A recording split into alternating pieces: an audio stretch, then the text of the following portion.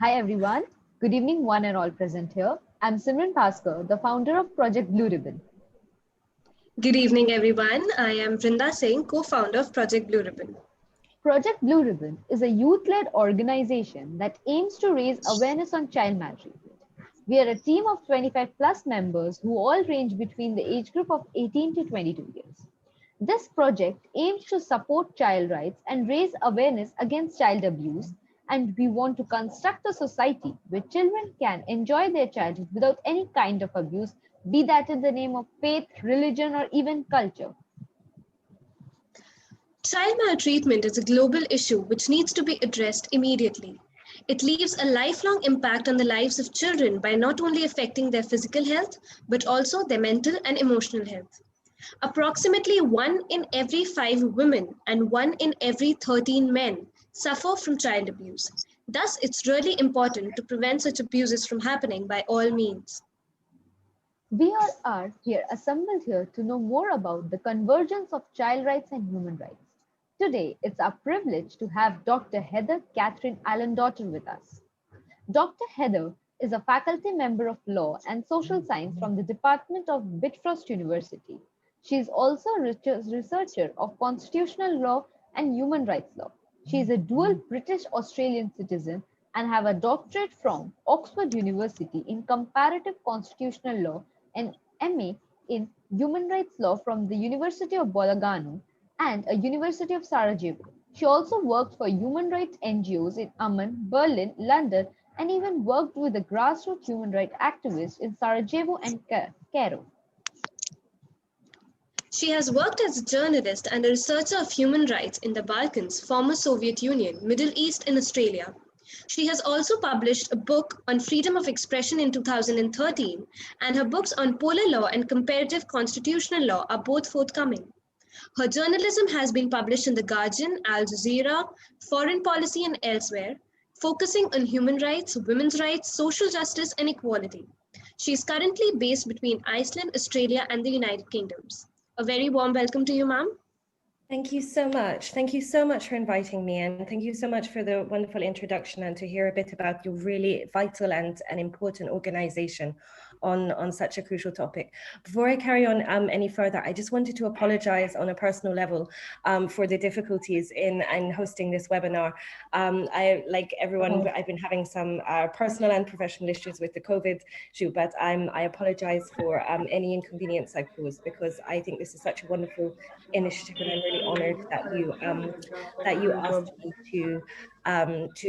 to participate and to share what small perspective I may have to contribute to your really important and vital work. And I think that the fact that you're even hosting these webinars is such a wonderful idea, because, as I think will emerge from this conversation, education about child rights is such a crucial issue in and of itself. So any initiative that can kind of better equip people in, I know people involved in the organization are very well versed in all of these ideas, but in general, the more discussion and the more dispersal that we have about the ideas of child rights, and the fact that we have the Convention of the Rights of the Child, and all of that entails in reality, and that very painful chasm that I'm sure you're very aware of the gap between the law on paper and the realities on the ground. And the more that we discuss that, and the more that we can bridge that gap, it's really important. So I think this is a really wonderful initiative and a really wonderful organization. I don't know if you would prefer for me to just talk in general, or whether I should go through the questions you very kindly prepared in turn. What would be preferable for you? I guess the questions would be a bit easier for attendees to understand on what context we will be talking about. Absolutely, no problem. Are you going to ask me them in turn, or? Yes, yeah, I'm wonderful. gonna ask okay, sorry, I just wanted to clarify. Yeah. So the first question is, as many individuals accepts injustice due to the lack of knowledge and awareness, how can we increase awareness among people regarding the rights available to them and its usage? That's a really great question, and it's really interesting, because one of the things that brought me to Iceland is that they work so much on human rights education, not in terms of the human right to education as enshrined in the International Covenant on Economic, Social and Cultural Rights, but in the sense of educating people on human rights. And they also had a very inclusive and all-encompassing constitution drafting process that was really kind of civic mobilizing. So that's why I moved to Iceland, because I'm so I'm not from here, is because I'm so interested in this idea on how do we tell people the rights that they already have. So there are other important initiatives such as, campaign for further rights, further institutional change, enshrining human rights in constitutions is another thing I'm very interested in. There's also this idea of what rights do we already have, right? And how to embed that into a civic understanding so people can mobilize for their rights. And with children, there's obviously the addition, they have their unique needs because they need others to advocate for their rights in order to kind of fully enable them. Perhaps this is an obvious answer, but I think it comes down to the education system. And I firmly believe that human rights should be a compulsory part of all state education mandated by national governments. And that is something that children should learn. And we should learn this kind of rights-based discourse. And that should be an integral part of their education. I also think the media plays a very important role. And this is something that I looked at a lot when I was working on my doctorate during the Arab revolutions, how media organizations would work to inform citizens of what rights they already have. And that's a very important role that the media should play in educating people about their rights. I think that UNICEF, with whom I have no affiliation with them and with whom I part ways on some things, have made some very important progress and made brilliant resources in educating children. How was Child's Day today? Even the snack I packed for lunch? I did. He hated it. Oh, sorry, I can't quite hear you. Is this a question or should I just carry on? No, ma'am, you can carry on. Just carry on. Okay. I think UNICEF have made some really great resources and material on educating children on their rights, which requires a very specific kind of deafness. I'm sure you're aware of this well, due to issues like illiteracy, because if you're trying to reach the most marginalized groups, how can you produce information for them to gain access to this language of like rights-based discourse and what rights they have so they can mobilize for their rights when they will have trouble accessing this material. So I think UNICEF have played a really important role in that as well. Maybe that's a very obvious answer, but that's my overall impression. Absolutely, ma'am. The next question is, do you think educational institutions should mandatorily include child rights and human rights at an early stage? Yes, absolutely. I think that it should be integrated into national curriculums and that should be state mandated. And I think that there are many innovative ways to do that. And I think that a lot of human rights educators have produced really great material on that, including, for instance, Montessori schools, which I have no affiliation with them, but it's a very progressive style of teaching developed by Maria Montessori from Italy, a way to thread the language of rights. And for instance, with children, teaching them the language of boundaries, I have a right to not be infringed upon. I have this right here. I have a right to have my needs met, and also teaching children how to advocate for their needs should be woven into education at an age appropriate level and in a progressive manner, so that it's threaded into the curriculum as a whole. And then I think that, for instance, there's been a big shift in Western Europe in the 2010s to have things like civics classes. It was citizenship was introduced to the UK in the 2000s, and then to the 2010s it developed. That became quite controversial because it got bound up with the boundary, what is a citizen? And then that can be very toxic, and it can turn into nationalistic agendas of what do we want our citizens to look like. And of course the boundary of who is a citizen versus who is a non-citizen, which I personally don't want to endorse. But it was a very interesting shift into introducing the topic in the curriculum to high school students of what provisions there are in, for instance, international law, and then in Europe, what provisions there are on the European level, which high school students can kind of grasp on a more kind of cognitive level. But I think that the work should be done much earlier. I think it needs to be threaded into primary education and to be progressive and age appropriate, if that answers.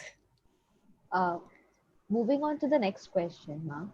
Are there any special rules protecting children from indebtedness caused by the holders of parental responsibilities? Yeah, this is a complex question. I mean, the short answer is yes. I know this best in terms of the law. I know this best on the European level, where the Council of Europe, based in Strasbourg, has done some very important work, and there have also been some important case studies advocating for this. But if we're talking in terms of things like adoption and fostering, the principle that it always operates with the best interests of the child. But the thing that I think is really important is developing better training and better understanding for those who adjudicate that, to actually know what parameters they're looking for. I think everyone here would agree that, for instance, adoption or fostering processes should operate from the best interests of the child. But we need to break that down and say, well, what does that mean?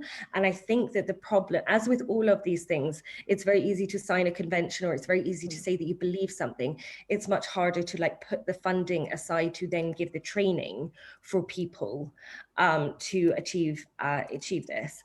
And I think that that's something that where a lot of work continues to be done. That the provisions are definitely there in international law. What we need, I think, are more resources on the ground, so that, for instance, children don't get held up in the the purgatory of extensive custody battle, the purgatory of extensive custody discussions, which can be incredibly damaging to their development. And I think that this is what I find emerging consistently when I do my research on child rights, is that chasm between what exists in law on both the level of supranational institutions and institutional law and national law, and I think funding is something that's really important, specifically in this regard. Okay, ma'am. Ma'am, why do some groups require special rights? Does this mean that they have more rights than the others? That's a great question. And I know you're all very bright, intelligent people, so I'm not going to give you Human Rights 101 lectures. I actually teach philosophy of human rights up here in Iceland. And it's one of my favorite courses, because we really break down this idea, well, what are human rights? How did this concept develop? What are the different kinds of human rights? And one thing that we get to very early on is, why do we have these two covenants, which I'm sure you both all know about. We have the Universal Declaration of Human Rights, which is sort of like the mothership of human rights, but the actual provisions and international covenants are in these two documents, and we have two instead of one. We have the International Covenant on Civil and Political Rights on the one hand, and we have the International Covenant on Economic, Social and Cultural Rights on the other. And the short story of it is that it was a byproduct of the Cold War, right? It's sort of like America says freedom of expression is important, and Cuba says, well, actually access to healthcare is important. And that was sort of the chasm of the two different ways of thinking about rights in the immediately post-war period, which is a sort of very communistic perspective or a very individualistic perspective. So we have these two covenants. And I think that child rights are a really good example, because they actually cut across all of them and demonstrate what I believe, which is you cannot have any one right unless you have all of them. You have to secure, and I'm very of the capabilities approach developed by Amartya Sen in this perspective, that you must secure a range of rights in order for any one of them to be meaningful. So the fact that certain groups have special rights in international law, such as, from CEDAW or the Convention of the Rights of the Child, or the provisions in economic, social and cultural rights for national minorities, like for linguistic rights, or to practice your culture when you're in the minority group, does not mean that they are more lucky than other people. It is because human rights are also a tool of development, and especially this idea of economic, social and cultural rights,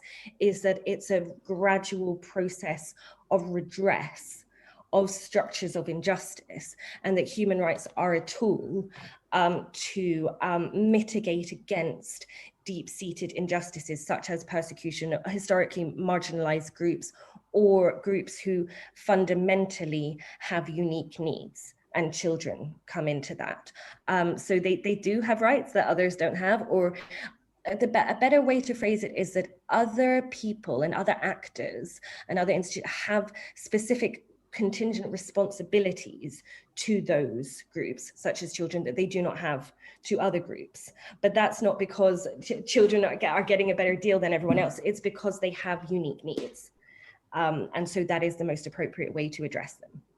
Yeah, it's a very good question. Ma'am, a lot of people have this question is like, have we made any progress in reducing human rights violation in the past 10 years or so? I thought this was a really great question, and it made me think a lot. The short answer is yes, and also new challenges have emerged over the last decade. So I thought this was a really great question. I started to think about like my experiences in the 2010s and the big global trends. So I thought, for instance, about the mass protest movements worldwide, especially from 2011 to 2014 in the Arab world, that create new issues to do with the sort of classically civil and political rights. Many people in the 2010s cast a vote for the first time because they got to exercise their civil and political right for the first time. So there was that shift and that development, but those movements were incredibly complex. If we think about how it then fractured, for instance, in Syria, the mass human rights violations that took place there are like of a kind of shocking scale. So these protest movements of the first half of the 2010s were very complex. One area, and then in the second half of the 2010s globally, for instance, something like the Me Too movement meant that this discussion of gender equality, sexual violence and sex discrimination in the workplace was part of a global agenda. So there was this renewed mobilization for that, which I thought yielded some incredibly positive results, although there's still so much work still to be done on gender equality. Two things I thought of about the 2010s, which I thought were really unique, were the shift in the idea of non-state actors having human rights obligations, which is not a new idea, but it really became a big agenda for a lot of big international human rights NGOs, particularly like businesses. Businesses have responsibilities to protect human rights. And I thought that that was a really important shift, at least in our ways of thinking about human rights. Like human rights, it's not always the state and it's not always a one-on-one, it's also businesses. And then the new challenge of the 2010s is, of course, it was the hottest decade on record, right? And that's going to continue to progress. And so the new challenges for human rights crises created by climate change are a whole other issue and challenge and conversation. In terms of child rights, I mean, I read the UNICEF report about the developments in the 2010s. And so, for instance, child marriage decreased in the 2010s as a result of the incredible hard work of amazing grassroots organizations, women's rights activists, child rights advocates, you know, and these incredible people for whom I have like so much respect. But on the other hand, you read it and they say, okay, well now it's 1 in 5 children who are at risk, rather than 1 in 5 female children who are at risk, rather than 1 in 4 girls as it was a decade before. And we think, well, that is progress, but there's still so much work to be done to secure what should, you know, what we need to eradicate as a matter of urgency, which is the fundamental human rights violation of child marriage. Yeah, so that's that. That's a bit of an overview. Okay, so ma'am, one of the most common questions that we get is, what is the role of UNICEF in promoting and supporting child rights, and what are the approaches it has taken for protecting human rights? Yeah, that's a great question. UNICEF occupies a very kind of unique role as an intergovernmental organization rather than an NGO, and it often has very complex dynamics with NGOs and advocacy groups that are not in the sort of supranational system of the UN. I have my critiques of UNICEF, but I think that they play a very important hinge role in being sort of like the custodian of the very important, 1989 Convention of the Rights of the Child, and operating within that framework and making that framework the lens through which the issue of children is developed. And I think that their work in that is very important in embedding that lens into everything that they do, and being a standard bearer for other organizations working to say that, look, the Convention of the Rights of the Child is the standard to which we hold all initiatives. I think that one, so it's their rights-based approach, which is so crucial and so important. I think one thing that's often overlooked with UNICEF that is of great benefit to all of us who are, working on or concerned about children's rights against continued child abuse is how much data they produce. They produce a lot of research. They produce a lot of analysis on, for instance, things like child labor or trafficking or children in conflict zones and the specific ways in which children are affected by conflict and by displacement. And especially when, again, to talk about the 2010s, when we think about these mass movements of people and these mass refugee camps, mass forced migration, and very brutalizing state policies on immigration, UNICEF providing data on how that manifests in the life of a child is very effective for the rest of, is a very, very useful thing for the rest of us to have when we're also advocating for their rights. So I think that's actually one of the most important things UNICEF produce, is just really high standard research upon which we can then all draw. Yeah, if that helps to answer it. So ma'am, as per all the discussion we have, can we say that child rights are interdependent and interrelated to human rights? This is such a fascinating question. And I think it comes down to the very specific nature of the Convention of the Rights of the Child. You're all very smart people, so I'm sure you all know we have many conventions out of the UN system, like CEDAW is another one, the Convention of the Elimination of Discrimination Against Women, the range of different provisions that are kind of held in conventions that become a standard bearer.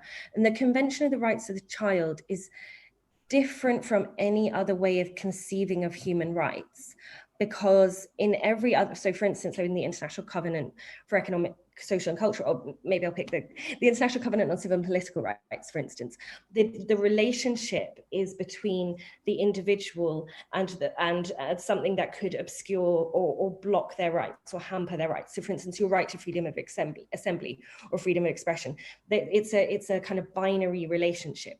The Convention on the Rights of the Child is much more interesting in terms of the idea that the rights do reside in the child, but the protector of those rights are the other people around that child due to the very unique nature of child development. And so operating from a lens of what will be best for the flourishing and development of that child is the lens through which all other actors must operate. So I believe child rights are human rights. But they have unique qualities due to who has the kind of counterbalancing responsibilities for them. And I think that that's right. And I think that's appropriate due to the unique nature of the unique needs that children have. And we're particularly thinking in terms of their flourishing and their development. Okay, ma'am. So, ma'am, can you lastly enlighten our attendees how child rights are different from fundamental human rights, and why do we need separate child rights in addition of fundamental human rights? Sure. Sorry, I'm worried I might be repeating myself now. It's such a great question. It's so interesting. And I think the idea of why we need additional like specific statement, because you could say, well, look, human rights are there, then we'll just map them onto children. What's the big deal? Why do we keep talking about children's rights as this separate thing? I think that a very helpful way to think of it is through the capabilities approach of Amartya Sen, where he talks about the concept of like development and human flourishing, right? In order for a child to reach their full potential, to reach their self-realization, their self-actualization as a human, we need to put all of these specific provisions in place for them to do that. And also that they're positive things. They're not, lots of rights are negative, not in the sense that they're bad, in the sense that they require no one to do anything. So like, I just shouldn't interfere. Your right to privacy, or your right to, like lots of laissez-faire civil and political rights, your right to freedom of assembly, your right to freedom of association, just requires people to not intervene or interfere with them. Child rights are a range of those things. but they are more to the positive side, that they require specific obligations on behalf of the state and other actors to take measures. And those measures then come down to quite concrete things like funding. You know, somebody needs to pay for that school to be built. Somebody needs to pay to make sure that every child in that classroom has a pencil. Somebody needs to pay to make sure that the water is clean, so that they have access to clean water in the course of their education. And I think that I think the capabilities approach is a very helpful way of understanding why we have these extra provisions for child rights. Because they are required in order for that child to have all their other human rights. You have to secure all of these rights in tandem in order for any one of them to be meaningful. And that's the assertion of the capabilities approach as a whole, right? It's all very well if you have your right to freedom of assembly, but you don't have clean water. Well, how are you meaningfully going to exercise that? Your life is still being very hindered or hampered. Or if you do have economic and social cultural rights provided for you, but you don't have any way to kind of assert your agency, or somebody is not allowing you to practice your religion or your freedom of thought, that's a whole other issue, that you're still being kind of hampered in that way. So the interdependence of rights as a whole and how they kind of hang together as a cat's cradle, where all of them must be, or at least all the core ones must be secured in tandem for any one of them to be meaningfully exercised, is a very helpful way of thinking about child rights, that we must secure these rights. And we have incumbent obligations upon us, those of us who are not children, to help secure those rights in order for all our other rights to be meaningful. I think that's a very helpful way of thinking about it. Okay, thank you so much, ma'am. So that's it for the questions from our sides. And now the platform is open to the audience if you guys have any questions.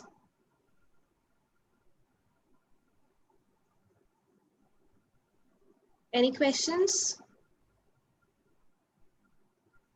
I guess Shreyansh has a question. Shreyansh, yes, you can unmute yourself.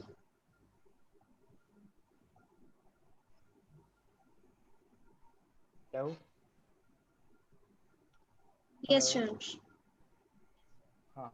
Ma'am, I have one question that on the global level, we recognize child rights as the special rights in almost every democratic setup. We have a special right. Even Constitution of India explicitly says about there should be the special provisions, and the special treatment to the women and children should be given away. So much setup have been formed yet, and there are so much setups are creating, like, in fact our initiative is also to promulgate that constitutional and human rights for the children. So what is the main thing which is flagging from the side of state?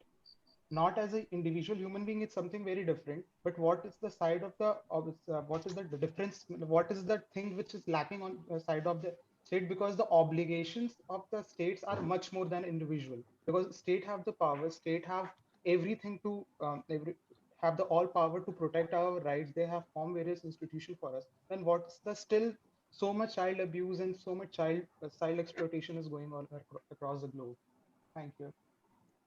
Yeah, that's a great question. I hope I've got the, thank you so much for your question. I hope I've got the main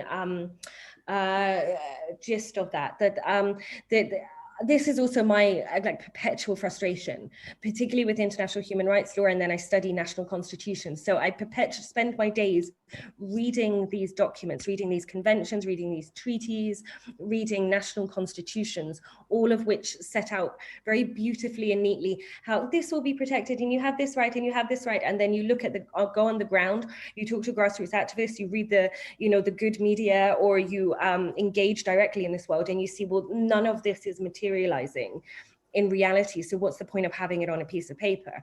One of the things I work at a lot is specifically Australian Aboriginal and Torres Strait Islander Australians and the historical persecution they face as a result of European colonialism, and then how that's manifests today in things like access to education, access to everything, just access to justice, child rights violations occurring as a result of these perpetual systems of injustice justice. And I have this argument a lot with my colleagues, because I look at, well, I think we should embed for provisions for Aboriginal and Torres Strait Islander Australians in the Australian constitution. They say, well, like, how do you think that's going to matter to the person on the ground?